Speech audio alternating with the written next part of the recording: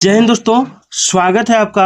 आज के जीटेट क्लास में हम लोग देखने वाले हैं पार्ट 3 बाल केंद्रित शिक्षा एवं अभिनव शिक्षण पद्धति, जो आपकी परीक्षा के लिए बहुत ही इम्पोर्टेंट होने वाली है।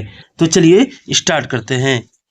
पहला सवाल है कि निम्नलिखित में से कौन सी प्रगतिशील शिक्षा की विशेषता है।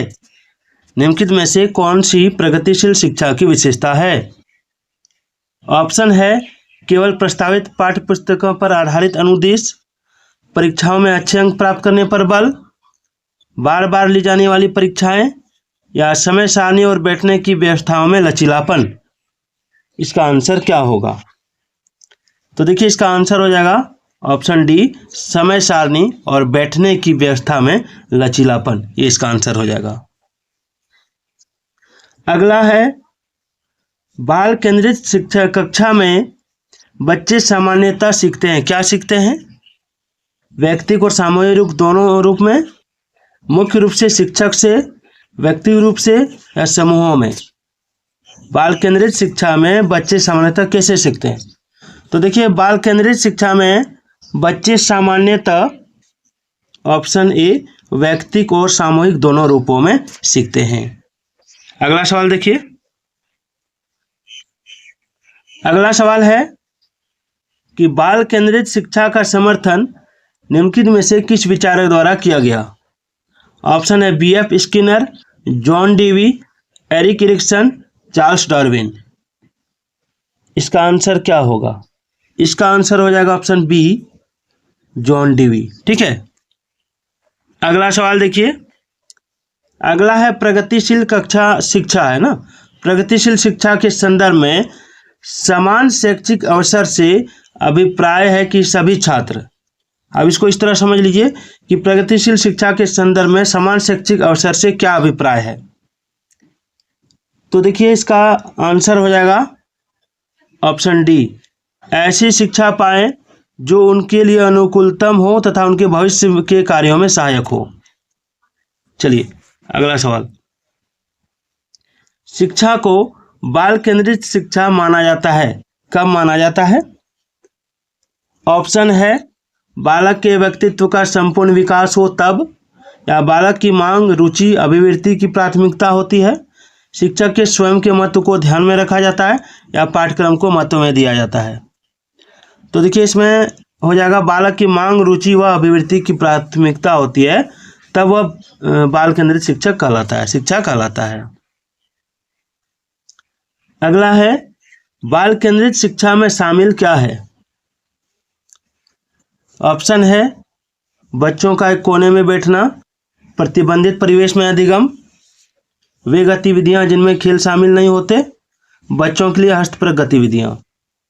तो देखिए, इसका राइट आंसर हो जाएगा ऑप्शन डी, बच्चों के लिए हस्तपरक गतिविधियां। 7वां नंबर सवाल है कि प्रगतिवादी शिक्षा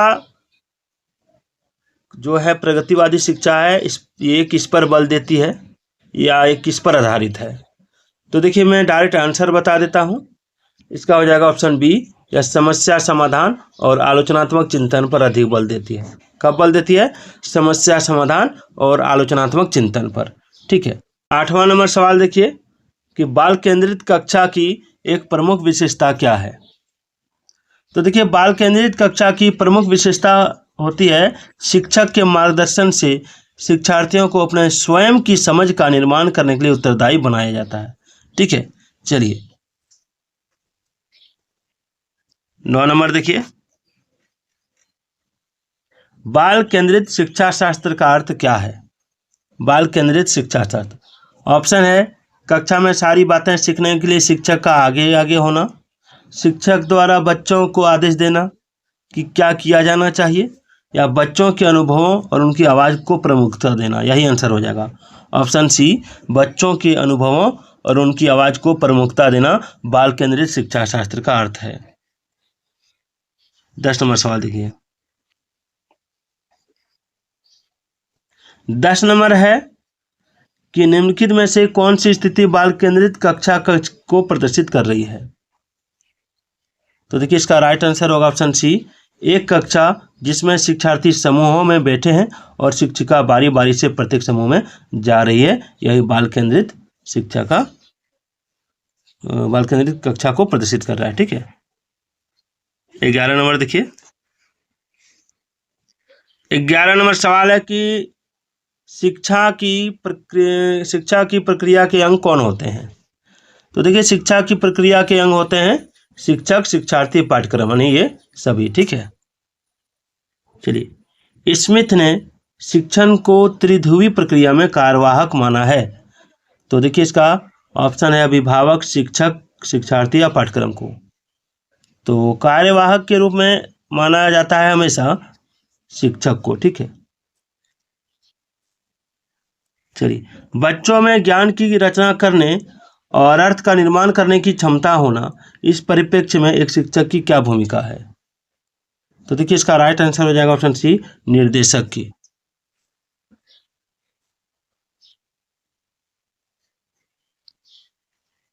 चलिए, अगला सवाल देखिए, यदि आप बच्चों को सिखाना चाहते हैं तो बच्चों से सीखिए। क्या सीखिए?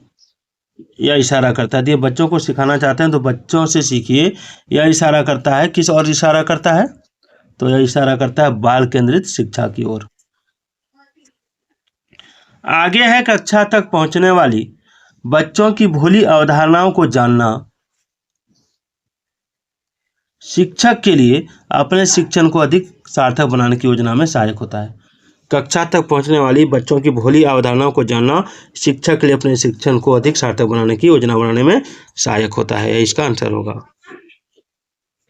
अगला है, किसी प्रगतिशील कक्षा की व्यवस्था में शिक्षक एक ऐसे वातावरण को उपलब्ध कराकर अधिगम को सुगम बनाता है जो,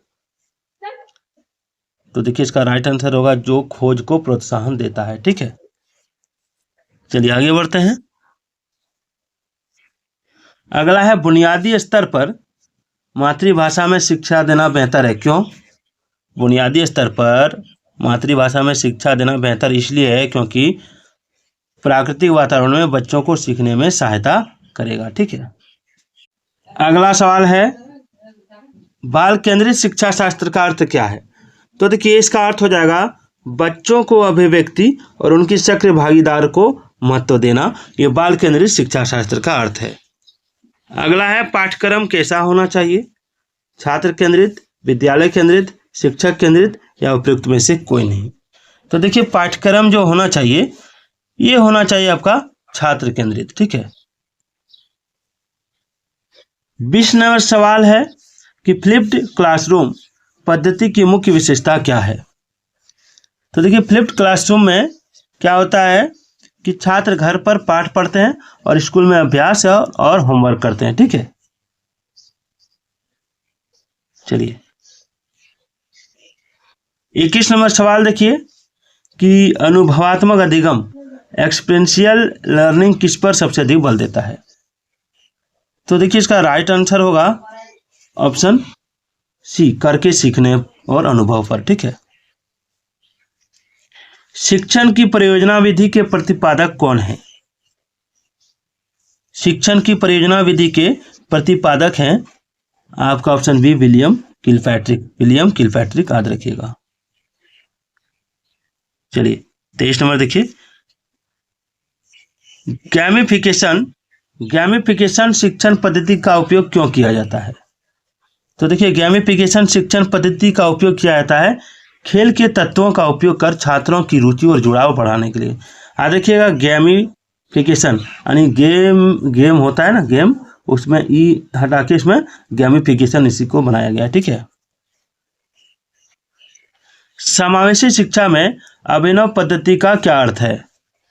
तो देखिए, समावेशी शिक्षा में अभिनव पद्धति का अर्थ होता है सामान्य और विशेष आवश्यकता वाले बच्चों को एक साथ उनकी जरूरतों के अनुसार पढ़ाना। चलिए, अंतिम सवाल है कि मातृभाषा में शिक्षा देने का सबसे बड़ा लाभ क्या है। तो इसका राइट आंसर होगा बच्चों का आत्मविश्वास और समझ दोनों इससे विकसित होता है। तो वीडियो कैसे लगी एक बार कमेंट जरूर कीजिएगा। अगर पीडीएफ चाहिएगा तो उसमें कमेंट जरूर कीजिएगा।